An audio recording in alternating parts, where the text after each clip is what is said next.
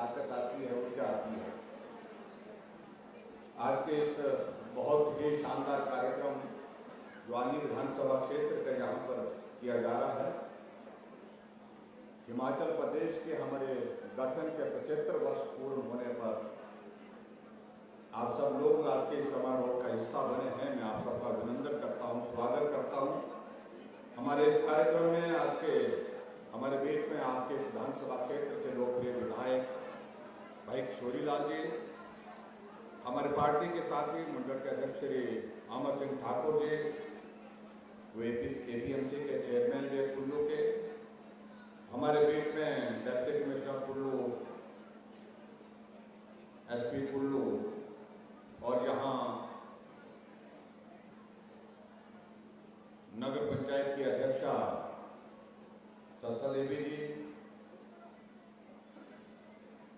नगर पंचायत निर्माण के अध्यक्षा ममता जी,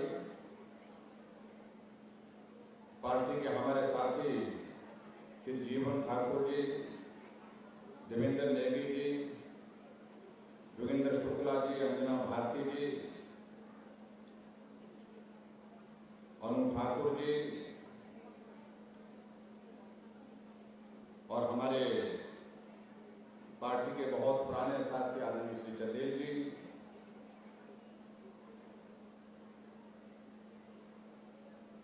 सबका नाम संभव नहीं है, मैं क्षमा चाहूंगा। यहाँ हमारे विभागों के सभी अधिकारीगण, पंचायती राज संस्थाओं के चुने हुए प्रतिनिधि, महिला मंडल के सभी प्रतिनिधि, उपस्थित सभी भाइयों बहनों, नौजवान साथियों और पत्रकार मित्रों,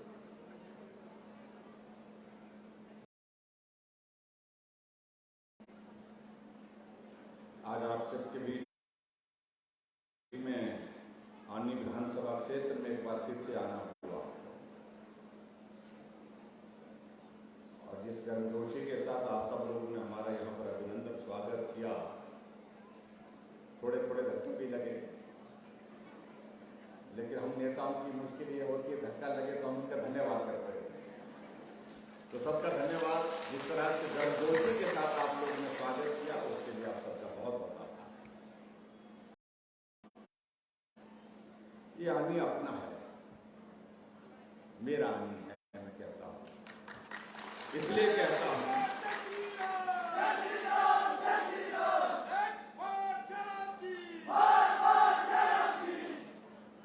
क्योंकि जैसे सराजी आप हैं वैसा सराजी मैं हूं।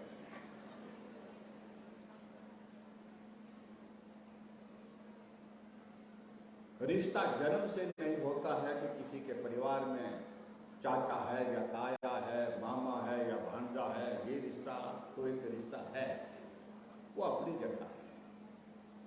लेकिन कुछ जगह इलाकों का ऐसा रिश्ता होता, लोगों का ऐसा रिश्ता होता है, वो उससे भी मजबूत होता है, उससे भी प्यारा होता है, उससे भी न्यारा होता है। वो रिश्ता मैं आप सबके साथ रखता हूं।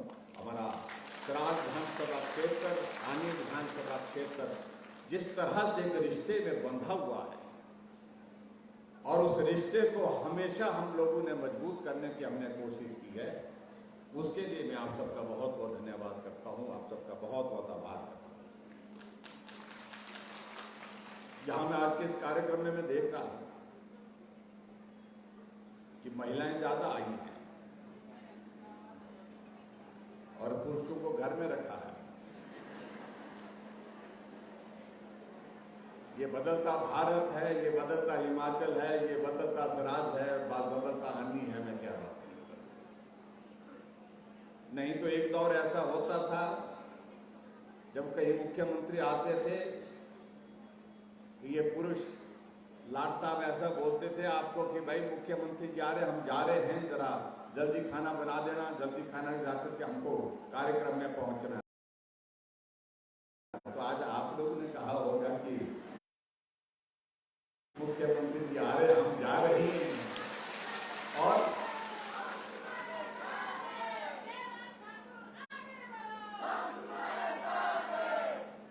आपकी आवाज उन तक पहुंच रही होगी और पूछेंगे घर में तो अच्छा है ना, और आगे बढ़ाने की बात कर रही है, ठहरो तुम घर तो आओ ना, ऐसी बात होगी।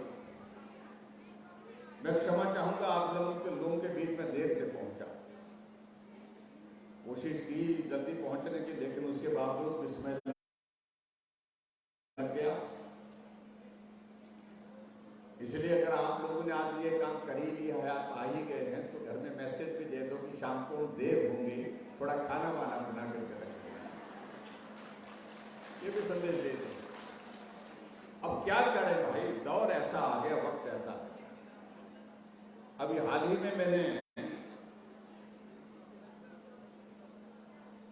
एक फैसला किया कि महिलाओं की आबादी 50% है, आबादी का आधा हिस्सा महिलाएं,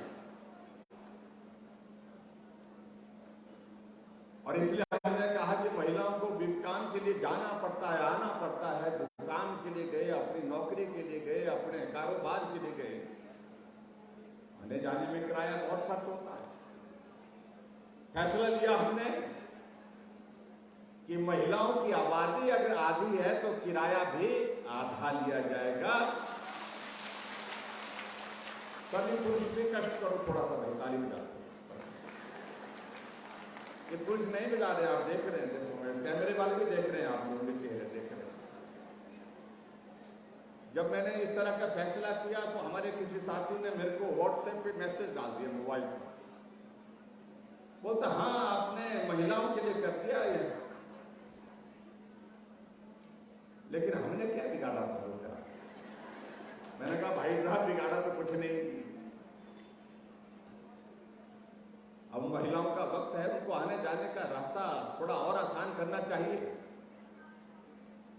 कहने लगे कि हमारा क्यों नहीं किया। अब आप बोलते वोट मांगने के लिए आएंगे तो बोलते उनसे मांगना, लाड़ी से वोट मांगना, मेरे से मत मांगना मुझसे। मैंने कहा ये तो बड़ा वैसे आपा हो गया भाई, ये तो बड़ा मुश्किल हो गया। फिर मैंने उनको बोला, मैंने कहा भाई साहब बुरा नहीं माने आप भाई, कि भाई लाभ तो आपको भी हुआ, आप भी इसको फायदे में रहे। बोलता हम कैसे फायदे रहे, किराया आपने उनका माफ किया तो हमारा थोड़ी किया। मैंने कहा फायदे में ऐसे रहे, जब महिला घर से जाती है तो बटुआ तो आपका ही खुलता है। तो हाँ वो तो है, वो तो बटुआ तो खुलता है, पैसे तो मेरे से ले जाते हैं। तो मैंने कहा तो आपका बटुआ आधा खुलेगा, आधा फायदा आपको हुआ कि नहीं? बोलता हाँ हुआ। मैंने कहा इसका मतलब ये नहीं कि आप रोजाना ये लाड़ी को ही भेजते रहो, जा दुकान जा भी तो ये बाजार जा तो ये काम तब करता है, जा तो भी इस काम को करके आ जा, ऐसा मत करना। मैंने कहा जब काम तो अपने आप ही करना, मतलब वो तो करेंगे। लेकिन मैं कह रहा हूं कि जब हमने इस तरह का फैसला लिया, कुछ हमारे कांग्रेस के मित्रों ने कहा कि बोलते आपने महिलाओं को बोलते मुंहखोर बना दिया, और मुझे इस पर घोर आपत्ति है। घोर आपत्ति इसलिए है क्योंकि महिलाओं को मुंहखोर शब्द कहना, माताएं बहनें हमारी, उनके आने जाने का रास्ता हमने सरल किया है, उसमें थोड़ा जो बोझ पड़ता है उसको कम करने की कोशिश की है। हमने अगर मदद की है तो इसका मतलब ये ना समझे दूसरे लोग की हमने उनको मुंहखोर बना दिया। ऐसे शब्दों पर हमको जो है वो सख्त आपत्ति है, और ऐसे शब्दों का इस्तेमाल करना उचित नहीं है। कांग्रेस के नेताओं को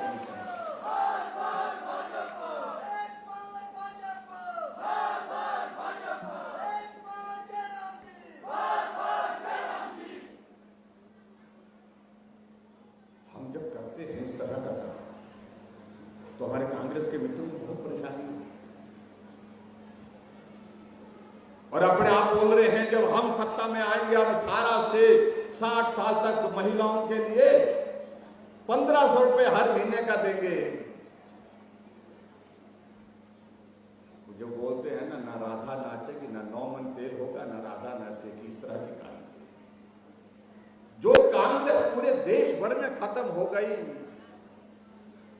कुछ नहीं बचा, बेचा भी मुक्का, जिसको हम बोलते हैं ना, क्या बोलते हैं, बेचे बोलते हैं सारे, हाँ जी, हाँ बेचे खत्म हो, पूरे देश में रही कहां, बची कहां। तो इसलिए यहां कहां से गुंजाइश होगी भाई। आज का ये कार्यक्रम हमने अलग तरह का कार्यक्रम रखा है। आजकल हमारे से बहुत परेशानी है, बड़े बड़े तंबू लगा रहे हैं। मैंने कहा तुम भी आओ ना तंबू में, हमारा तंबू तो लगा रहेगा, गड़ा रहेगा और लंबे समय तक रहेगा। और हमारा तंबू तो देश में भी है और प्रदेश में भी है और ये लगा ही रहेगा। मैं आपको बताना चाह रहा हूं,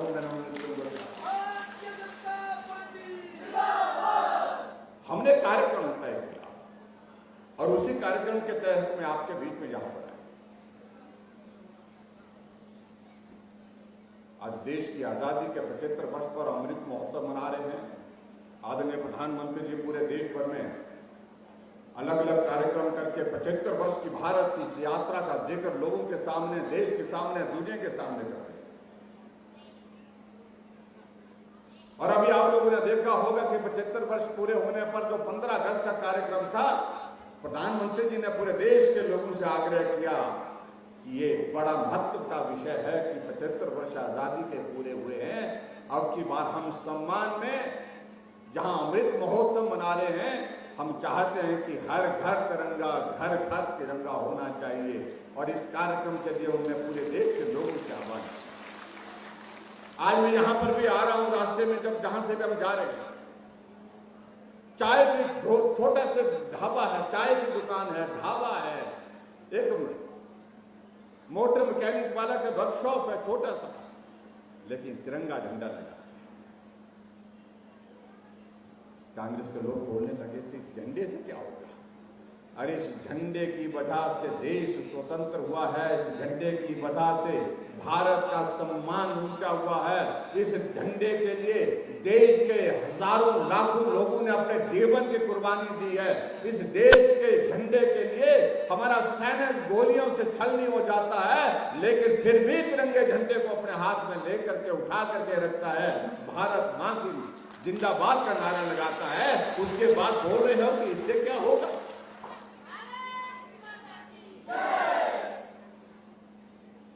देशभक्ति का भाव सदैव बना रहना चाहिए। देशभक्ति का भाव और मजबूत होना चाहिए। और हमें याद करना चाहिए जब देश आजाद नहीं था उस वक्त हमारे देश में किस प्रकार के जुल्म हमारे जो स्वतंत्रता सेनानी थे उनके ऊपर हो रहे थे। इसलिए भाई और बहनों, इस कार्यक्रम का महत्व अलग तरह का है, पूरे देश के लिए अमृत महोत्सव का। और हमारे लिए संयोग का विषय है कि हिमाचल प्रदेश के भी गठन के 75 वर्ष पूर्ण हुए। बहुत सारे लोग यहां पर बैठे हैं जिनकी उम्र जो है, जब हिमाचल का गठन हुआ उस वक्त उन्होंने देखा, तो मुझे नहीं लगता है कोई होगा, बहुत कम लोगों ने। जब हिमाचल बना था तो हमने ये सुना। हम इसे इतिहास में जाते हैं तो इतिहास में पढ़ने को मिलता है, लेकिन हमने भारत की स्वतंत्रता और हिमाचल प्रदेश का गठन अपनी आंखों से नहीं देखा। क्योंकि इसलिए नहीं देखा, उस वक्त हम इस दुनिया में आए ही नहीं थे। अगर हमें वो सौभाग्य प्राप्त नहीं है तो हम कम से कम एक बात को लेकर के तो करें कि जो हिमाचल प्रदेश के गठन के समय उस वक्त की परिस्थितियां थी, उनको जिन लोगों ने देखा है, उस चित्रण को हम नई पीढ़ी के समक्ष रखें। क्या परिस्थितियां उस वक्त की, क्या हालात थे। इसलिए आज के इस कार्यक्रम में हम उन्हीं सारी बातों को लेकर के आपके बीच में अपनी बात कहने के लिए, हमारे विपक्ष के लोग इस बात को कह रहे हैं कि लोगों को इकट्ठा किया जा रहा है। हाँ, लोगों को इकट्ठा किया जा रहा है, लोगों को भाषण दिया जा रहा है। हाँ, लोगों को भाषण दिया जा रहा है, लेकिन हमने क्या गुनाह किया? अगर हिमाचल प्रदेश की इस यात्रा में आप लोगों ने हम डॉक्यूमेंट्री देखी होगी मुझसे पहले, यहां आने से पहले, हमारे आज से पहले जो 5 मुख्यमंत्री मेरे से पहले रहे हैं, हमने उनका भी धन्यवाद किया है। उनका भी योगदान हिमाचल प्रदेश के विकास में रहा है, चाहे वो डॉक्टर परमार जी रहे, चाहे वो वीरभद्र सिंह जी रहे, चाहे शांता कुमार जी रहे, चाहे ठाकुर रामलाल जी रहे, चाहे प्रेम कुमार धूमल जी रहे। लेकिन उसके बाद हमने एक बात को तय किया, सही मायने में इस यात्रा का साथी कौन, इस यात्रा में अगर यहां पहुंचे हैं तो किसका योगदान सबसे ज्यादा रहा है? वो योगदान रहा है आप सब भाई बहन जो यहां बैठे हैं, तो मेहनत कर किसान, बागबान, कर्मचारी, हमारे डॉक्टर, इंजीनियर, जो जितने भी हमारे लोग हैं, उनका योगदान रहा है। चाहे माताएं हैं, चाहे पुरुष है, सभी लोगों का योगदान। इसलिए पूरे प्रदेश भर में आज हम अभिनंदन करने के लिए, उनका धन्यवाद करने के लिए निकले कि हिमाचल की इस यात्रा में आप सबका बहुत बड़ा योगदान रहा है। लेकिन यात्रा यही समाप्त नहीं होती, अभी हमने आगे जाना है, हिमाचल को और आगे बढ़ाना है। उसके लिए आप सबका योगदान चाहिए, आप सबका सहयोग। जिस तरह से 75 वर्ष की इस यात्रा में रहा, इस तरह से आपका योगदान आने वाले समय में भी चाहिए। इस आह्वान करने के लिए आप सबके बीच में आज के इस कार्यक्रम में हम यहाँ पर आए। लेकिन हमारे मित्रों को लग रहा है, उनको लग रहा है कि चुनाव आए हैं तो इसलिए कर रहे हैं। चुनाव जब आएंगे तो देखेंगे, चुनाव का दौर जब होगा तब की बात तब करेंगे।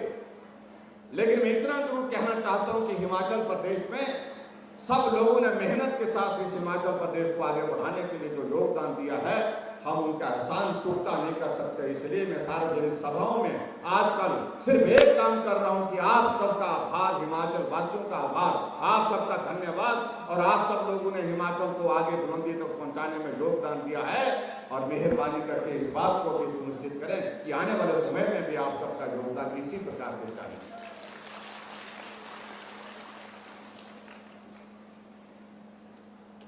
भाइयों बहनों, हमारा सरकार का 4.5 वर्ष का कार्यकाल आप सबके बीच है, और मुझे इस बात को लेकर के संतोष है कि खुशी है कि आप सबका सहयोग और समर्थन हमेशा मिला, हर कदम पर मिला। और इस तरह से हम आगे बढ़े, हिमाचल प्रदेश को संगठित होकर के आगे बढ़ाने का हमने काम किया।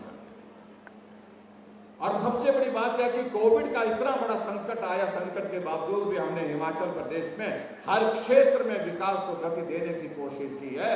अगर आज हम आनी विधानसभा क्षेत्र के आपके यहाँ पर भी पहुंचे हैं, तो मैं देख रहा हूं हमने 6 शिलान्यास किए हैं, और 6 शिलान्यास किए हैं, और शिलान्यास में हमने कितना 45 करोड़ रुपए का आज बजट प्रावधान करके आपके विधानसभा क्षेत्र के विकास को।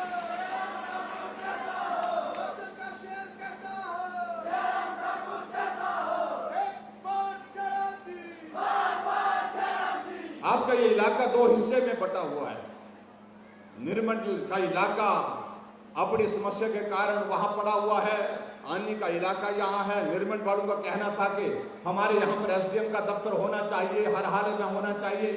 हमने वहां पर एसडीएम का दफ्तर खोला, इसलिए खोला क्योंकि वहां की जरूरत है, उस जरूरत को पूरा किया। आनी क्षेत्र के लोगों को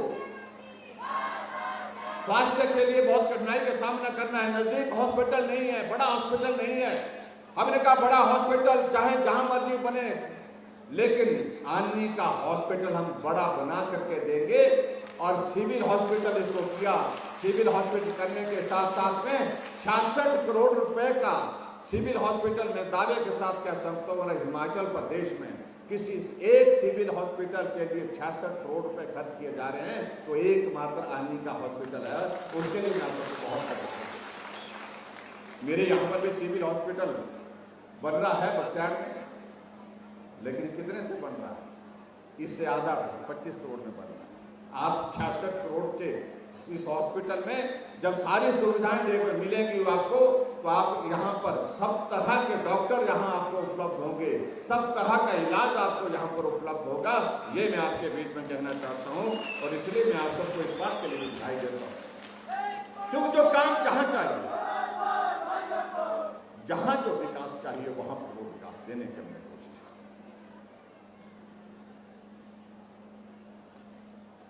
अगर ये कोविड का संकट नहीं आता तो शायद मुझे लगता है कि शायद और भी बेहतर ढंग से हम काम कर सकते थे।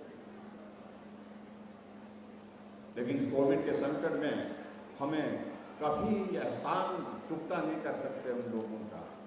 हमारी आशा वर्कर यहाँ पर बैठी हैं, अपने जीवन को जोखिम में डाल करके हमारी जिंदगी को बचाने के लिए वो काम करती है।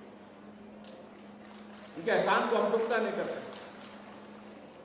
हमारी आंगनबाड़ी वर्कर घर घर जाकर के जो है वो मदद करने के लिए आगे बढ़कर के काम करती है। हमारे डॉक्टर, नर्सेज, फार्मासिस्ट, सफाई कर्मचारी, उनकी वजह से हम सुरक्षित होकर के यहाँ पर बैठे।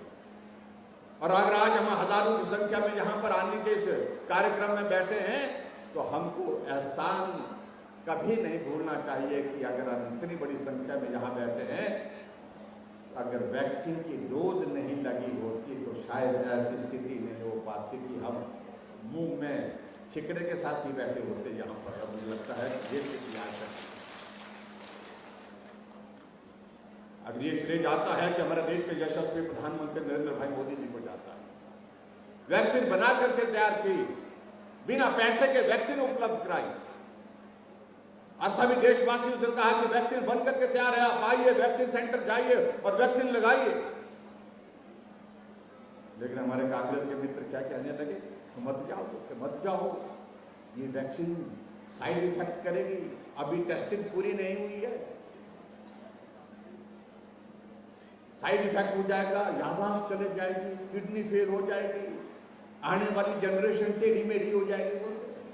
कई तरह की बातें कही। यहां आदमी की जिंदगी को बचाने के लिए काम कर रहे हैं और यहां जाकर के वो इस प्रकार का प्रचार कर रहे हैं। लेकिन मैं आप सबका धन्यवाद करना चाहूंगा कि आप सब लोगों ने किसी की सुनी नहीं, मानी नहीं। मानी तो एक ही मानी, नरेंद्र भाई मोदी जी की बात को माना, जाकर के वैक्सीन सेंटर में जाकर के वैक्सीन की पहली डोज में और वैक्सीन की दूसरी डोज भी लगा।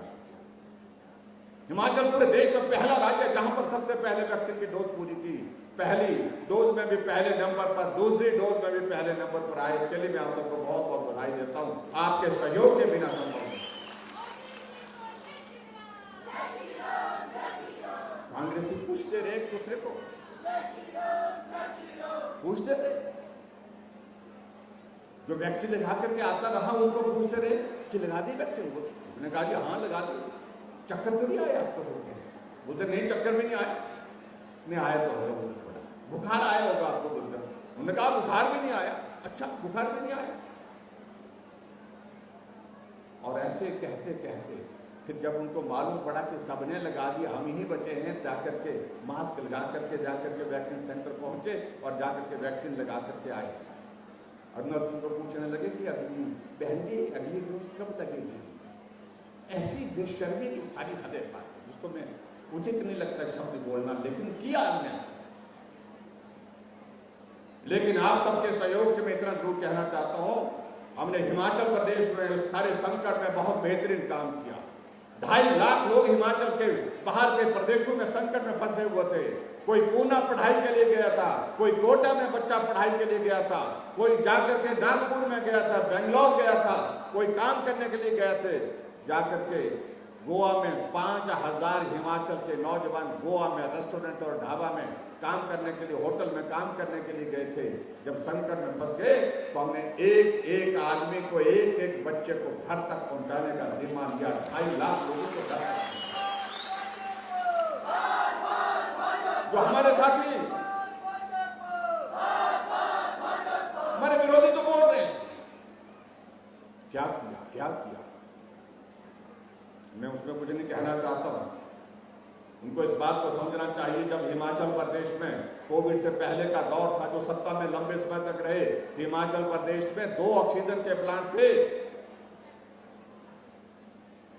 और आज हिमाचल प्रदेश में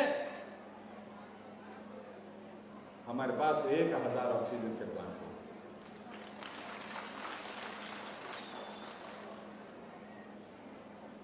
कितने आईसीयू बेड थे हिमाचल प्रदेश में? और आईसीयू बेड की संख्या भी हमारी 1000 से ज्यादा होगी, लगभग 1500 के करीब हमारी आईसीयू बेड की हमारी ये हो गई। हम उन बातों में जाएंगे तो बहुत लंबा समय लगेगा। भाई और बहनों, मैं आप सबके बीच में सिर्फ इतना ही कहना चाहता हूं कि आप सबका सहयोग मिला। हिमाचल प्रदेश लगातार आगे बढ़ते हुए अपनी मंजिल तक पहुंच रहा है। अभी जो आने वाला समय में 2 महीने के बाद एक दौर आएगा जिसके लिए हम बोल रहे हैं कि रिवाज बदलेंगे, तो हम ऐसा बोलते हैं तो उनका सांस ऊपर नीचे हो कहने लगे तो हिमाचल के रिवाज तो बहुत अच्छा। मैंने कहा अच्छा रिवाज है, हम और रिवाजों को बदलने के, हम तो एक रिवाज को बदलने की बात करते हैं। जो रिवाज बना हुआ है 5 साल के एक पार्टी, 5 साल के लिए दूसरी पार्टी, इस रिवाज को अब की बार बदलेंगे। इसलिए नहीं बदलेंगे, हम बोल रहे हैं, हम इसलिए बोल रहे हैं कि पूरे देश ने बदल दिया, सिर्फ हिमाचल बचा है जहां बदलने की बारी है, और अब की बार जो है हिमाचल में बदल करके देंगे। उत्तराखंड में रिवाज बना होता, हर 5 वर्ष के बाद सरकार बदल जाती है, लेकिन अब की बार वहां रिवाज बदला, भाजपा की सरकार थी, भाजपा की फिर से। उत्तर प्रदेश में पिछले 37 वर्षों से लगातार भाजपा की लगातार 2 सरकारें 5-5 वर्ष के बाद बदल जाती थी, लेकिन अब की बार योगी जी थे, योगी जी फिर सरकार में। हरियाणा में, गोवा में, मणिपुर में, सब जगह रिवाज बदल गया। तो हिमाचल वाले क्यों छोड़ेंगे रिवाज बदलने को? भाई बदल करके छोड़ेंगे, निश्चित रूप से बदलेंगे, और इसलिए बदलेंगे क्योंकि हिमाचल की जरूरत है, हिमाचल की आवश्यकता है, और इस आवश्यकता को पूरा करने के लिए हम सब लोग मिलकर के काम करेंगे। नरेंद्र भाई मोदी जी देश के प्रधानमंत्री 5 वर्ष नहीं, 10 वर्ष नहीं, 20 वर्ष चाहिए, लंबे समय के लिए चाहिए। ये भारत मजबूती के साथ आगे बढ़े, ये आज की आवश्यकता है, और इसके लिए ये जरूरी है कि हम हिमाचल प्रदेश देवभूमि के लोग, जिनको मोदी जी बहुत प्यार करते हैं, स्नेह करते हैं, हम चट्टान की तरह उनके साथ खड़े। अगर आज हिमाचल के विकास की अगर हम बात कहें, 10,000 करोड़ रुपए के प्रोजेक्ट हिमाचल प्रदेश के विकास के लिए दिए गए, और आज मुझे इस बात की भी खबर है,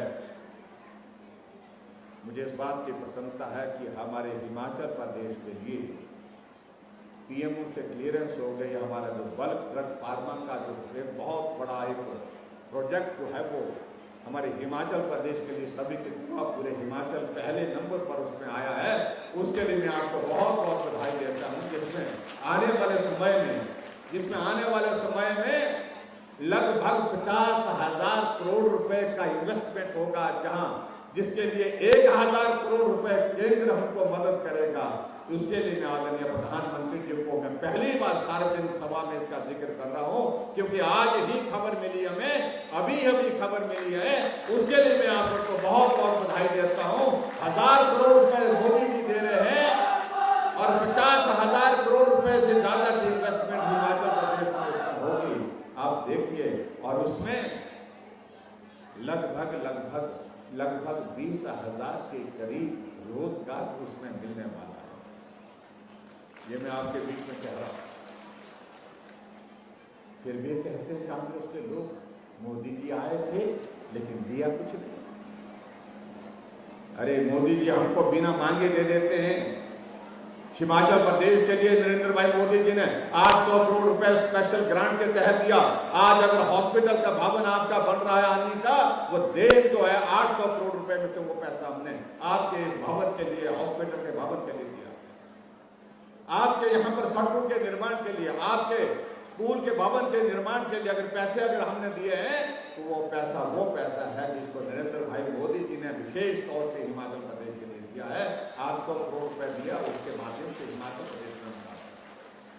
इसलिए भाई और बहनों में उन सारी बातों का जिक्र करूंगा तो लंबा वक्त जाएगा, लेकिन मैं इतना जरूर कह रहा हूं, जिन योजनाओं के माध्यम से हमने हिमाचल प्रदेश के लोगों की सेवा करने की कोशिश की, वो सारी ये सेवाएं आपके सामने। कुछ लोगों की आदत बन गई, वो अपने आप को बहुत बड़ा मानते हैं। हमने बड़ा हो करके काम करने की कोशिश नहीं की, हमने छोटा हो करके काम करने की कोशिश की है, और छोटा हो करके आप सबकी सेवा करने की हमने कोशिश की है। ये मैं आपके बीच में कहना चाहता हूं। वो कांग्रेस के लोग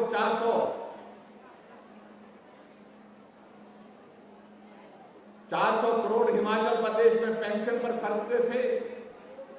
जो बुजुर्गों को हम पेंशन देते हैं, विधवा को हम पेंशन देते हैं, हम 400 नहीं, हम 1,300 करोड़ रुपए खर्च रहे हैं। ये हम उनको बताना। वो अपने आप को बड़ा मानते हैं, हम अपने आप को छोटा मानते हैं, लेकिन बड़े से ज्यादा छोटे आदमी भी कई बार काम करते हैं। ये मैं आपके बीच में कहना चाहता हूं। गरीब आदमी के इलाज के लिए हमने हिमकेयर की शुरुआत की। जो बड़ा आदमी नहीं सोच सका, बड़ा आदमी नहीं कर सका, लेकिन छोटे आदमी ने उस पीड़ा को समझा। जब गरीब आदमी बीमार होता है, उसके इलाज के लिए कितनी कठिनाई उसके परिवार को होती है। हमने गरीब आदमी के इलाज के लिए 5 लाख रुपए का जो है हिमकेयर के माध्यम से प्रावधान किया, और उसके तहत हम अभी तक 3 लाख से ज्यादा लोगों का मुफ्त में इलाज करके उनको स्वस्थ करके घर भेज चुके हैं। ये अंतर है जो अंतर को समझने और समझाने की आवश्यकता है। हमने सहारा योजना के अंतर्गत 20,000 ऐसे लोग जो बिस्तर पर पड़े हैं, बेबस हैं, चल नहीं सकते, अपना काम नहीं कर सकते हैं, उनके लिए बड़े लोगों ने तो कभी सोचा नहीं, लेकिन सोचने की बात आई तो छोटे आदमी ने सोचा, और छोटे आदमी ने उनके लिए मदद का रास्ता निकाला। सहारा योजना हमने शुरू की, और 3,000 रुपए उन 20,000 लोगों के खाते में हर महीने का डाल सकते, उनकी सेवा कर रहे हैं, उनकी मदद कर रहे हैं। ये अंतर है जिसको समझने समझाने की जरूरत आई हो। एक बेटी बीपीएल परिवार की, उस बेटी की शादी होती है, उसके लिए तो हम 31,000 रुपए शगुन योजना के अंतर्गत उसके खाते में डाल रहे हैं। हमने उस बेटी के लिए मदद करने का रास्ता निकाला, लेकिन बड़े बड़े लोग जो अपने आप को कहते हैं, उन्हें ख्याल नहीं आया कि बेटी अगर गरीब परिवार है तो उसकी भी कुछ भावनाएं होती है, उसके भी कुछ अरमान होते हैं, उसके लिए कुछ सोचना चाहिए, तो नहीं सोच पाए। इसलिए एक नहीं अनेक बातों का हम जिक्र कर सकते हैं। हमने बिजली की योजना में हमने 125 यूनिट आपको बिना पैसे के, बिना बिल के, आप में से बहुत सारे लोग होंगे जिनको बिजली का बिल आया बिल आया, लेकिन 0 बिल आया। जुलाई महीने का बिल आया, और मैं दावे के साथ कह सकता हूं जितने लोग यहां पर बैठे हैं उन सबको बिल आया, लेकिन कितना बिल आया? 0 बिल आया। ये पहले होता था क्या? कभी होता था? एक गरीब परिवार को 500 रुपए की मदद महीने की हो गई, किसी को 600 रुपए की मदद हो गई, किसी को 400 की मदद हो गई। और कांग्रेस के लोग बोल रहे थे मुफ्त खोर बढ़ा दिया, और जब हमने इस योजना को लागू कर दिया, अब बोल रहे हैं कि हम 300, हम सत्ता में आएंगे तो 300 यूनिट बिजली के फ्री देंगे। अरे हमने तो देना शुरू कर दिया, तुम जब आएंगे, पर आने की गुंजाइश नहीं, आएंगे तो कैसे आएंगे भाई? ऐसे आएंगे? आने की गुंजाइश नहीं है। ये मैं आपके बीच में कहना चाहता हूं भाई और बहनों। बाकी सारी बातों को लेकर के हम विस्तार में कभी दूसरे दिन बात करने के लिए आएंगे आपके बीच में। मैं आप सबका आभार व्यक्त करता हूँ, आप सबका धन्यवाद करता हूँ कि आप सबका साथ मिला है, सहयोग मिला है, हर कदम पर मिला है। लेकिन आने वाले समय में मैं यही कहना चाहूंगा, यानी विधानसभा क्षेत्र में भाजपा का विधायक जीत के फिर शिमला पहुंचना चाहिए।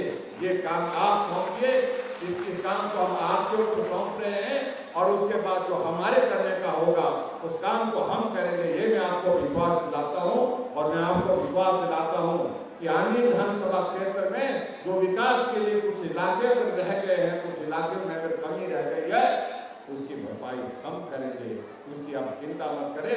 और आप सबके बीच में इतना मैं कहना चाहता हूं, आज से पहले, मुझसे पहले 5 मुख्यमंत्री और रहे, और उन 5 मुख्यमंत्री को सामान्य परिस्थिति में काम करने का सौभाग्य प्राप्त हुआ।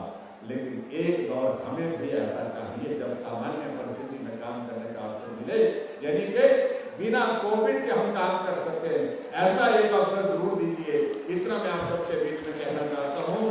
और यहाँ पर कुछ बातों को लेकर के विधायक महोदय जी और मंडल के हमारे सारे पदाधिकारी, अमर सिंह जी और सब लोग कुछ कह रहे थे, कुछ बातें हैं, हमने कहा कुछ मांगे का जिक्र कर रहे थे। उन सारी बातों को लेकर के हम बैठेंगे, बैठ करके चर्चा करेंगे, जो किया जा सकता है वो करने की हम कोशिश करेंगे। ये मैं आपको विश्वास दिलाता हूँ।